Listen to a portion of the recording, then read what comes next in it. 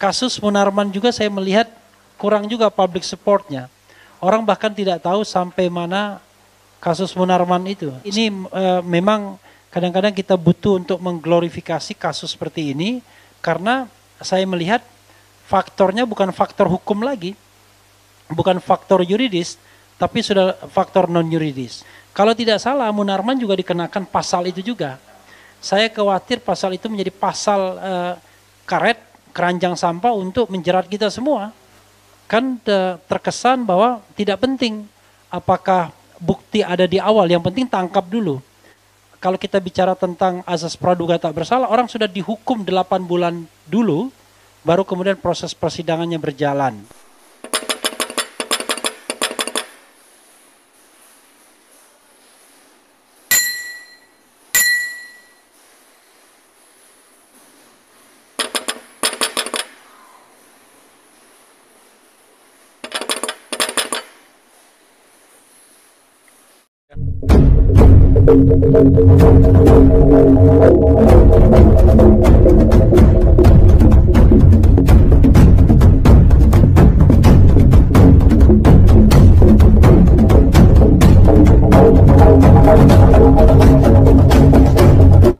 Saya hadir di sini ingin mengatakan secara moral ya, secara moral itu ingin mendukung apapun gerakan kebaikan ya, terutama yang memperjuangkan kebenaran dan keadilan. Termasuk dalam kasus ini yang walaupun saya tidak ikut secara intens, tapi in general saya paham. Bahkan saya mau dijadikan ahli oleh Pak Al-Ghatiri, tapi waktu itu saya menolak bukan karena saya nggak mau, karena saya merasa bahwa bukan perspektif hukum tata negara yang dibutuhkan, tapi perspektif lain. Kalau tanya soal yayasan dan lain sebagainya, saya bilang wah itu tanya saja ilmu hukum tata usaha negara, saya bilang. Jadi secara moral saya mendukung. Saya tidak keberatan menjadi ahli sebagaimana saya menjadi ahli Habib Rizik Syihab dan juga Habib Bahar bin Smith serta Bunda Mary di Lampung, Anton Permana juga ya. Tapi tentu karena kapasitasnya sebagai ahli kita harus memahami betul permasalahannya. Itu yang kedua. Yang ketiga, saya memang melihat ada satu aspek yang menurut saya yang harus kita garis bawahi. Ini aspek media ya. Jadi walaupun saya orang hukum tapi saya lebih banyak bergaul dengan media karena saya YouTuber juga ya.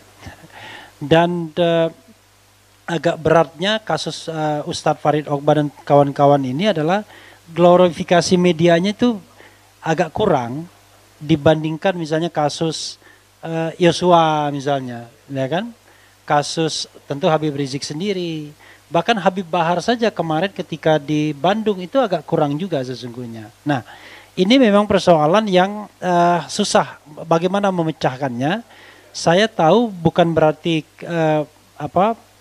penasihat hukum tidak bekerja, tetapi memang ada orang-orang tertentu yang betul-betul menjadi media darling, sehingga mudah sekali memberikan penyadaran kepada publik. Atau memang kasusnya itu sangat menarik, spesifik, seperti kasus Sambo dan Yosua itu, yang sebenarnya kasus seperti itu ada di tempat lain, tetapi ini luar biasa. Kita tahu bahwa kemarin itu sesungguhnya kurang lebih ada kasus yang menimpa angkatan udara yang juga mirip-mirip dihilangkan nyawanya ya di Bandung ya kalau nggak salah, tapi nggak naik ke permukaan. Jadi ada hal-hal seperti itu yang kemudian kita agak susah, apalagi kalau kita bicara algoritma YouTube ya kan, itu kadang-kadang kata-kata tertentu, orang-orang tertentu itu nggak bisa naik-naik juga.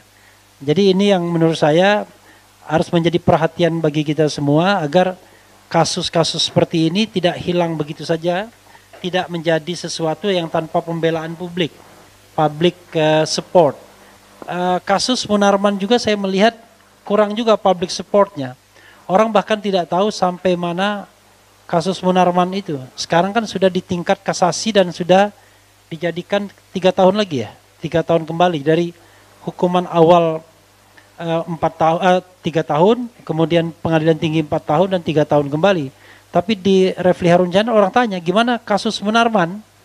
Jadi ini memang kadang-kadang kita butuh untuk mengglorifikasi kasus seperti ini karena saya melihat faktornya bukan faktor hukum lagi, bukan faktor yuridis, tapi sudah faktor non yuridis. Kalau kita bicara yuridis itu mudah, peristiwa hukumnya apa, ya kan? Kalau peristiwa hukumnya tidak ada, bagaimana kemudian orang bisa didakwa? Misalnya kita bicara ini tindak pidana terorisme, maka kita akan tanya, tindak pidana peristiwa terorismenya yang mana? Kan mudah. Kita menggunakan apa peristiwanya, di mana terjadinya, kapan, ya kan? Korbannya siapa dan lain sebagainya. Nah, barulah kemudian kita bisa bicara turunannya.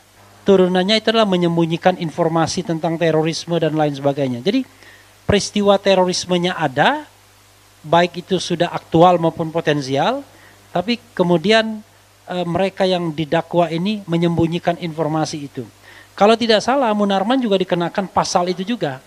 Saya khawatir pasal itu menjadi pasal karet, keranjang sampah untuk menjerat kita semua. Jangan salah, saya pun pernah didekat-dekatkan dengan Munarman juga. Ya kan? Karena dianggap membuat podcast konten yang direkayasa untuk memberikan opini baik terhadap Munarman. Bagaimana kalau kemudian tiba-tiba didakwa link to terrorism? Kan terkesan bahwa tidak penting apakah bukti ada di awal, yang penting tangkap dulu. Dan kalau sudah kita dijadikan tersangka terorisme, sudah nganggur 6 bulan. Kalau tidak salah, bisa tidak diproses selama 6 bulan itu. Kalau saya catat, Munarman misalnya ditangkap pada tanggal 27 April. Kalau tidak salah tahun 2020 ya. April 2020 dan baru disidangkan pada Desember. Jadi April, Mei, Juni, Juli, Agustus, September, Oktober, November, Desember. 8 bulan kemudian sidang pertamanya. Bisa dibayangkan. Padahal kasus-kasus yang lebih gawat dari itu kadang-kadang cuma 3 bulan, 4 bulan ya kan. Langsung naik sidang dan kenanya 3 bulan, 4 bulan dan selesai.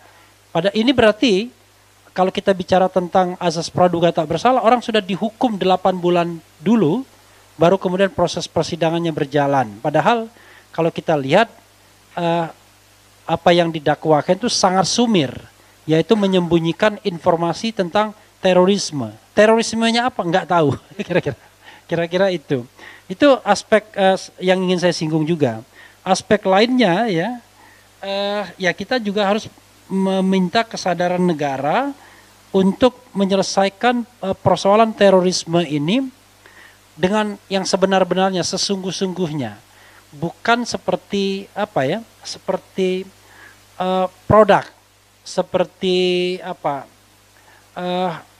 sepertinya negara tidak punya keinginan untuk menyelesaikannya, tetapi hanya sekedar sekedar sarana untuk kepentingan-kepentingan tertentu, entah kepentingan institusi, eksistensi, kemudian yurisdiksi, keuangan dan lain sebagainya. Nah, jadi kita harus menyelesaikannya. Lalu kalau pertanyaan berikutnya soal gradasi. Segawat apa sih soalnya persoalan terorisme di Indonesia ini? Misalnya kalau kita mau evaluasi dalam 10 tahun terakhir. Apakah misalnya kemarin bom bunuh diri yang di Bandung itu menggambarkan bahwa sudah gawat sekali terorisme di Indonesia. Kita tidak membenarkan itu. Bagaimanapun yang namanya teror, pembunuhan, dan lain sebagainya tidak akan pernah dibenarkan dari kacamata hukum. Tapi kan kita bicara tentang the degree of terrorism. Derajat terorisme itu seperti apa? Apakah sedemikian gawatnya yang bisa mengganggu eksistensi negara Republik Indonesia, ataukah ini menjadi komoditas bagi pihak-pihak tertentu untuk kepentingan tertentu pula? Ini yang juga harus kita garis bawahi. Kemudian yang juga tidak kalah pentingnya, orang selalu bicara terorisme from the society. Tapi terrorism from the state atau state terrorism mungkin juga persoalan yang sangat akut di negeri ini dalam paling tidak 10 tahun terakhir. Justru aktor-aktor terorisme itu bukan from the society tapi from the state, dari negara. Maka kalau kita bicara tentang skala terorisme, ada yang namanya terorisme from the state, juga from the society. Tapi state terrorism kan tidak pernah diakui sebagai sebuah terorisme. Padahal sehari-hari kita diteror oleh negara. Ya kan, salah ngomong sedikit ditangkap, salah ngomong sedikit diperkarakan, salah ngomong sedikit atau ditunggu terplesetnya untuk diadukan ke penegak hukum. Ini ancaman terorisme oleh negara itu nyata. Padahal saya mengatakan bahwa perintah konstitusi kepada negara dalam hal ini penguasa atau pemerintah adalah melindungi segenap bangsa. Dan terakhir ya, biar 5-10 menit, terakhir saya lihat ada soal yang barangkali kita kemudian berusaha menghukum pikiran orang. Kalau kita kembali kepada konstitusi, konstitusi itu mengatakan bahwa yang namanya pikiran dan hati nurani adalah hak asasi manusia yang tidak bisa dikurangi dalam keadaan apapun, at any circumstance. Bayangkan, karena orang berpikir itu nggak boleh dihukum.